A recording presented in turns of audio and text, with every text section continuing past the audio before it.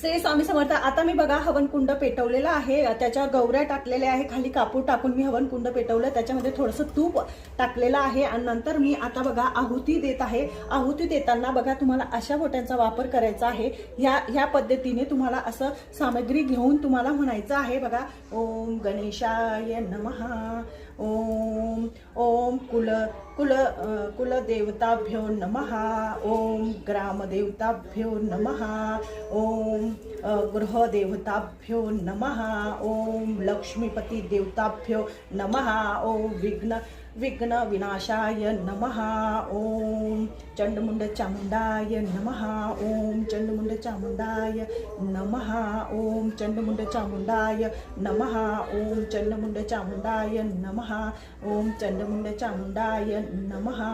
ओम चंडमुंड चामुंडाय नमः. अशा प्रकारे तुम्हाला हवन करायचं आहे आणि नंतर ना ही पिवळी